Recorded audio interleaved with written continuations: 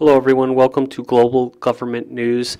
Today is almost Wednesday, but it's still Tuesday, January 4th, 2010, and I'm Darko. Welcome to part 2 of this War on Terror, Liberty, Sovereignty news segment. New listeners, please visit my website at www.ggnonline.com. That's ggnonline.com. All right, we're going to continue here with this article, Lebanon indicts general over espionage. This is, I believe, the last article on Israel. A Lebanese military judge has issued an indictment urging the death penalty for a retired Lebanese army general for allegedly spying on his country. Judge Raed Abu Gahidi called for the death sentence on Monday against the colonel who was charged with spying for the Israeli enemy, Lebanon's national news agency reported. And we're going to keep moving. Saudi captures Mossad spy vulture, so we weren't done yet.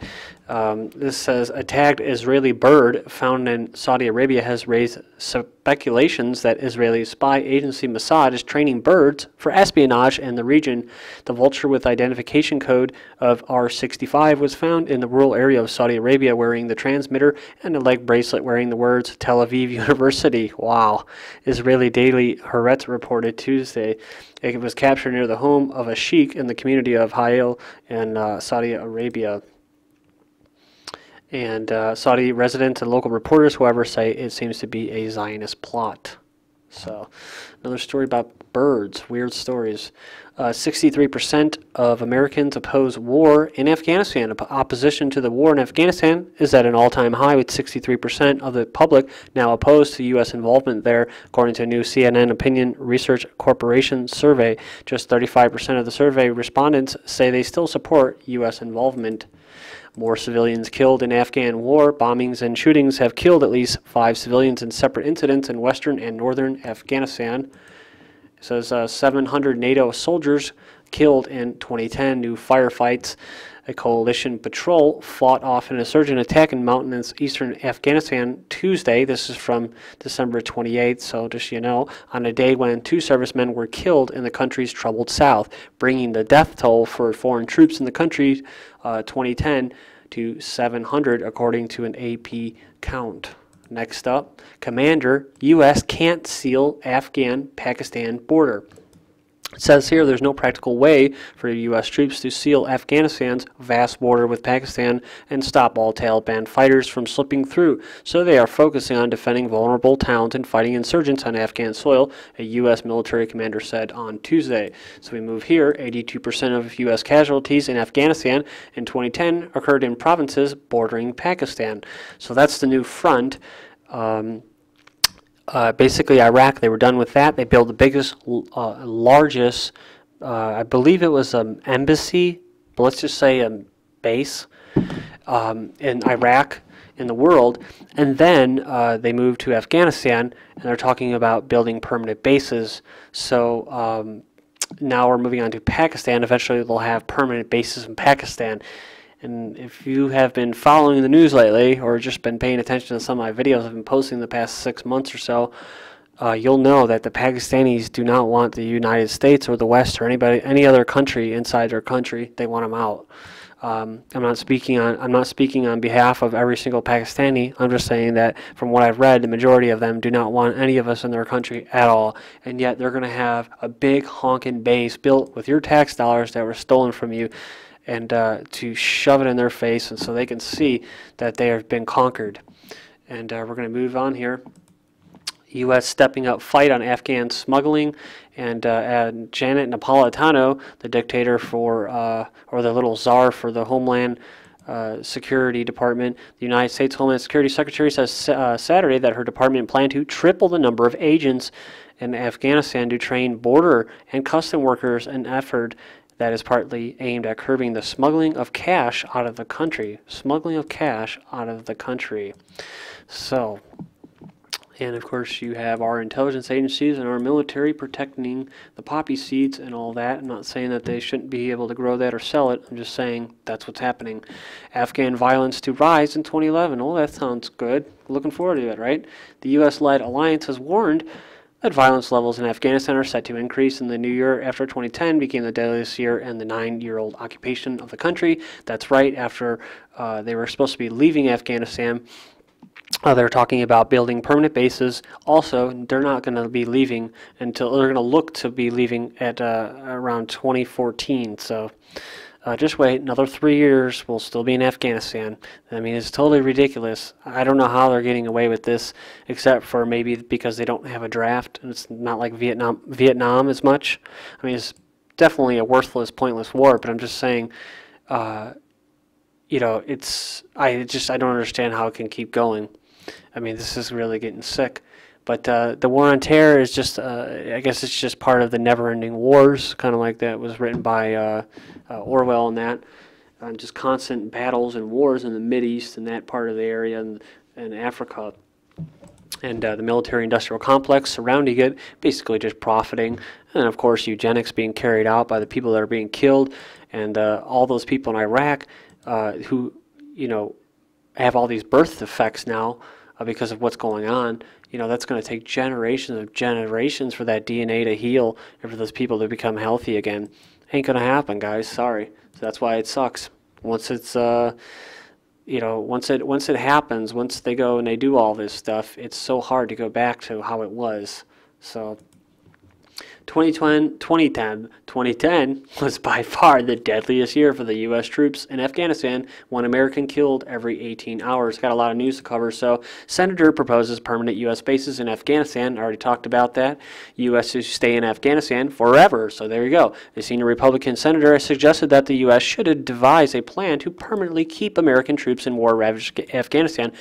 So you see, guys, you know, if you don't want to believe me, which I hope that you don't believe every word that I say, you kind of look at these links that I'm posting. But I do ask you to at least trust my judgment here when I talk about this, because look at I'm covering articles that are quoting these a-holes that represent you, that supposedly represent you, and they're calling for bases, permanent bases, and they're saying they want to be in Afghanistan forever, right? Just like Iraq. They said, remember McCain saying they're going to be there for 500 years. It's because it's old Babylon, dude. I mean, there's so much going on here that, like, majority of the public don't even understand. They're not leaving here. Kabul opposes U.S. permanent bases. So they're calling for permanent bases, and then the country that they want to put them in says, we don't want them, but they're going to get them. Afghan President Hamid Karzai's government has strongly rejected the notion of establishing permanent U.S. military base in Afghanistan. So, draconian press laws in the EU's new presidency. I think I covered that last video. Russia recruits ex-criminals into interior forces. This is interesting. The number of conscripts recruited for the Russian interior forces failed to reach the requirement, and the Interior Ministry had to draft ex-criminals to fill the vacant positions, local media reported on Monday. And that goes with, I believe, the FBI and the military. They've lowered their standards in the past 10 years or so.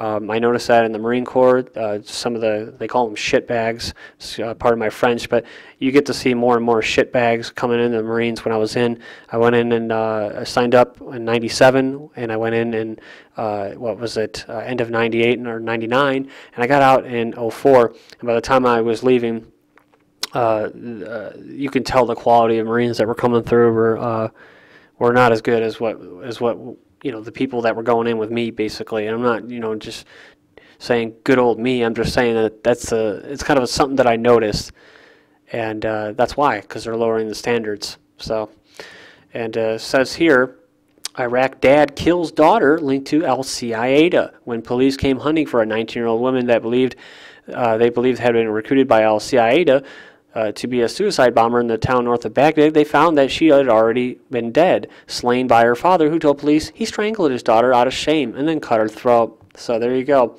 All based off of phony, fraudulent, fake war. It's all in people's minds. Iraqi civilian war deaths drop in 2010, monitoring group says, but Iraq moves to ban toy guns as play turns real. Iraq body count in 2010, how many died and who is responsible. You can check out that. A link will be posted. U.S. liable for DU birth defects in Iraq. The U.S. must be accountable for the rising number of cancer rates and birth defects reportedly linked with America's use of depleted uranium in the Iraq war, analysis say. Pentagon in $9.1 billion fraud case in Iraq. Iraq's Supreme Audit Court says the U.S. Ministry of Defense has failed to account for the $9.1 billion U.S. dollars misspent discretionary funds during Iraq's occupation. The Pentagon received $9.1 billion dollars back in 2004 from the U.S.-led occupation authority funds set up to benefit Iraqi people with assets seized from the previous regime of Saddam Hussein. According to the Iraq newspaper, this recent release follows the 2010 finding of $8.7 billion in Iraq funds not accounted for, and the sum had been allocated for reconstruction projects in Iraq, the auditing office said. Remember those stacks of cash that went missing, like hundreds of thousands, if not millions of dollars of cash? They're just missing. U.S. air raids kill 1,184 in Pakistan in 2010. At least 1,184 people were killed and hundreds injured in a barrage of non-UN sanctioned U.S. drone strikes in Pakistan in 2010 amid growing discontent over the operations. U.S. missiles hit Pakistan borderlands, killing 18. And next up, we have intel. 3 suspected U.S. strikes kill 17 in Pakistan.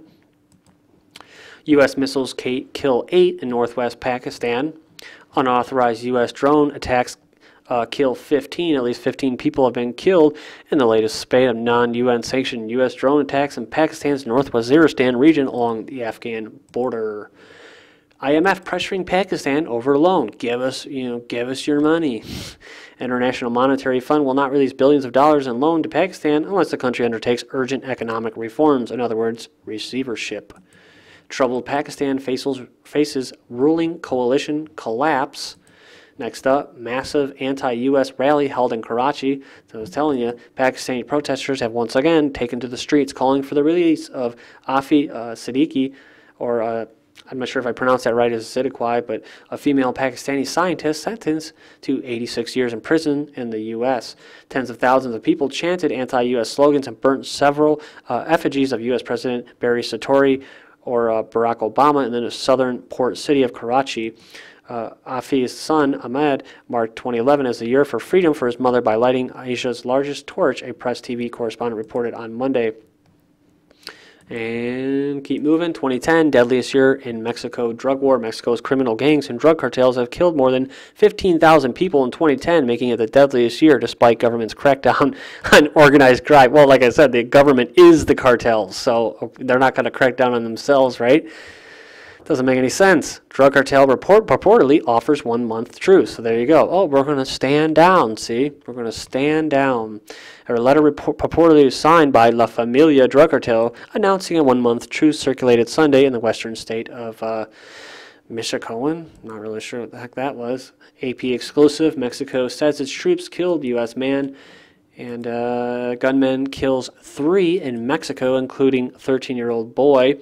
Gunmen opened fire on people gathered at a street corner in northern city of Monterrey, killing 2 adults and 13-year-old boy, authorities said Tuesday. And looking for the date, this is January 4th.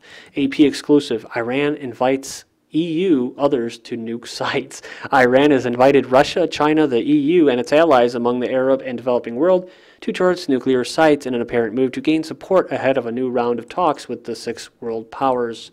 WikiLeaks, Iran can reach Israel in 12 minutes. That sounds reassuring and comforting. And here we go. Iran discovers 2 new gas fields. And moving on, terrorist watch list may exceed U.S. population by 2019, world population by 2023. So you can check out the link for that. Terrorist watch list, one tip now, enough to put name in database officials say.